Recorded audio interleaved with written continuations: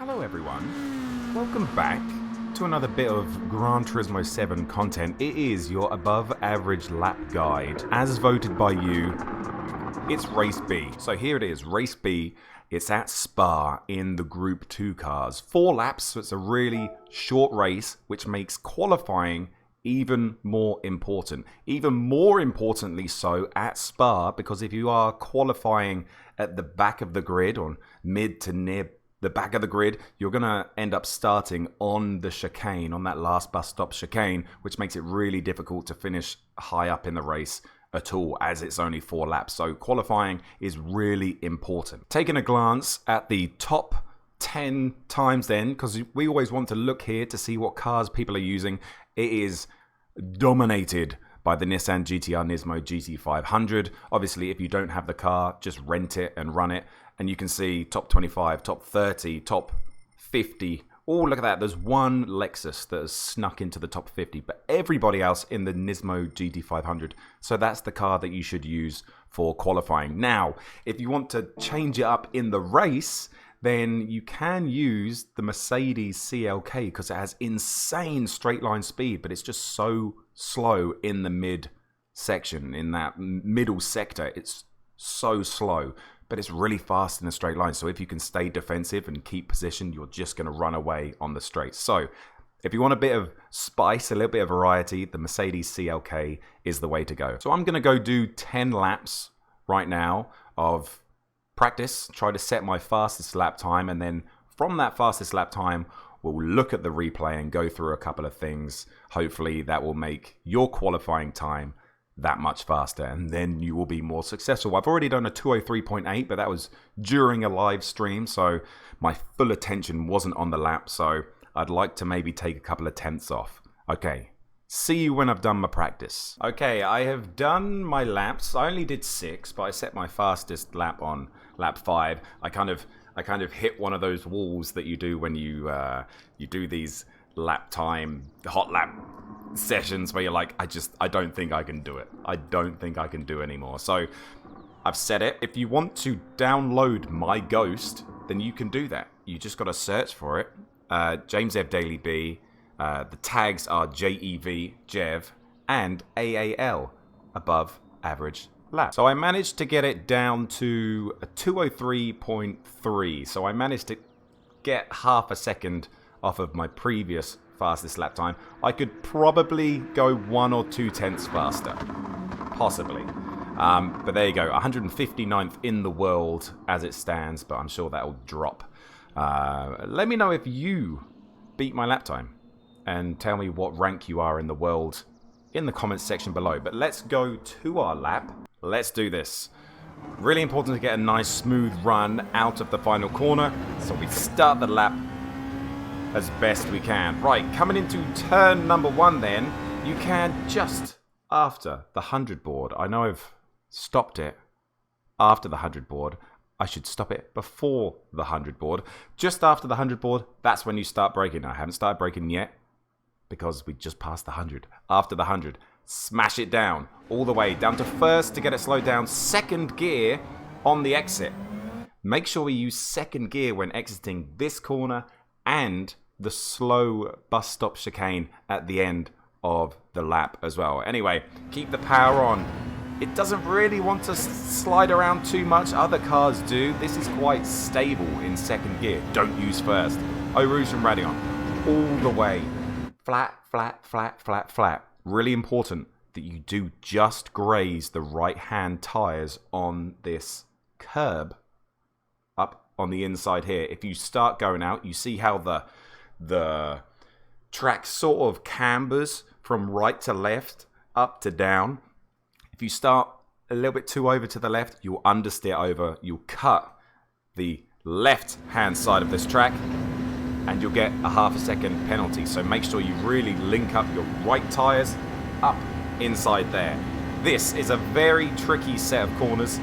Coming up at the end of the Kemmel Straight, you brake just before the 50. I would say as you hit the rumbles, that's when you start to brake. Okay, we're going to go down to second gear only briefly. We don't want to accelerate in second, but we're just using the second gear to slow and maybe rotate a little bit, and then on third. So here we go. We're braking down to second just for a small fraction of a second. As soon as we hit the apex on the left here, that's when we get on the power. Don't wait too long. My biggest trick with this car is to get on the power a little bit earlier than you think. Because of the downforce, it's going to grip and it's not going to understeer like other cars do. There will be understeer if you get on too early, but the earlier the better. So test it, try it out, see how early you can get on the accelerator. Here we go. You're going to, on the power, weave over to the left side as much as you can. Here we go. Left side, get the wheels on the curbs on the left. Now, sometimes I have to do a little lift here. I'm sure the fast guys just flat it through here. I have to do a little lift just to give the car a little rotation to the right to be able to hit the apex. You can get your wheels on that, and trust the car. Trust the car will not understeer off and make you make out with the barrier above my head. If you do go too wide here, you will get a half a second penalty. So I think, let's have a look just quickly at the tyres. Look at that. Okay, so your wheels can go, all four wheels can go over the white line. I wonder if it's down to this. If you know in the comments section, obviously tell me. I wonder if both of these tyres go all the way onto this green Astro, maybe that's when you get a penalty. Obviously you can see that my tyres are still touching this light green drainage here, so maybe that's the case. If you do know, let me know in the comments section below. We carry on. Very difficult corner this. Just after the rumbles on the left, that's when you brake. I like to brake in a straight line. Don't go for the late apex here. Try and go straight as you can at that apex. Slow it down to second. The fast guys probably use first to slow it down in rotation. I just use second because I'm a little bit slower. Down to second, and you have to be really patient. Patient. Maybe a short shift up to third as well, like we just did there. Keeps the car from just sliding a little bit on the exit. This corner, again, you don't really want to use much brake, so a tab of the brake if you can. Keep it in third. Fast guys probably going fourth. I should stop talking about what the fast guys do and just focus on what we're doing. We're going to keep it in third. A big lift off to get the car rotated and pointing at the apex. There it is, big lift off. I tap the brakes on the power as aggressively as you can. If you do go all the way off, all four tyres off, you will get half a second penalty as well. This corner. Some people don't brake.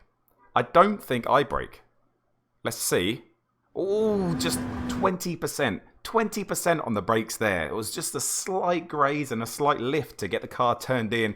And look, we're now on the power again. Power. All the way around. Believe that the car is going to grip and that downforce is going to keep you slapped to the ground up to fifth before braking just after the 50 and down to probably second gear again to get it rotated, but don't accelerate in second, keep it in third. There you go, we're just being patient. Again, a little lift, 20% acceleration before getting it on the power again. This corner, braking at the start of that rumble on the left, and again, this is a super influential corner. If we get on the power nice and early, that means we have 100% acceleration from here all the way to the bus stop. But if we just lift off on the exit of the corner we've just come out, that's going to affect our run all the way to the bus stop. That's a really important corner to get on the power. Really try not, and I'll go into photo mode again, really try to keep your tyres off of this green stuff. And it's going to be the same. I don't think we can see over to the next corner. We can't, but it's the same with the light green Astro on the next corner. If your tyres touch that, you might as well just call it a day, because that is the slipperiest stuff known to man in Gran Turismo 7. So try and keep all four of your tyres away from that. Flat through here. If you're trying to get as close to this little green guy as possible, try and get close to it. The understeer is going to take you away. If you do hit it, it is going to turn your car, so be ready to catch a little bit of a slide. Try and get as close as you can to that green guy. Power. Like that green Astro over on the left. Deadly. Absolutely deadly. We're flat all the way now. If you do want to rev out fifth gear, it goes all the way into 165 and then it hits the limiter. So play with it, see if it makes a difference. I don't think it makes much of a difference whether you go from 160 to 165. Then start braking just after the 150, so probably around 130. The brakes in this car are fantastic in comparison to other cars, so use them. We're going to go down to first. You should go down to first to get the car slowed down. Take as much curb as possible. On the right, I think we miss it, so I'll show you. All the way down, can we go down to first to get it slowed down? Second. So our car should be over on that curb right here. So we probably lost about a 1/10.5 here. Try and swing it over to the right to get the straightest run out as possible. Again, we should have our wheels on this curb here, but we just don't. We miss it out by about, I don't know, what's that, a foot maybe? That probably costs us a couple of tenths just because we're not on it. The big red sausage, try and stay away from that because that'll unsettle your car, but the curbs are your friends. Use them, and that's going to be the 203.354. So there we go. Let me know if this helps you with your lap time this week. Really enjoy this combo. Spa is my favorite track. I love driving in the Group 2s. We're going to have a lot of fun this week doing the Last at A+ challenge. I think I might try it a couple of times on this, even though it's going to be very difficult. I hope this makes you faster. Let me know about those penalty limits about halfway through the track. But that's going to be it. Thank you for watching, liking, and subscribing. I'll see you in the next one. Bye-bye.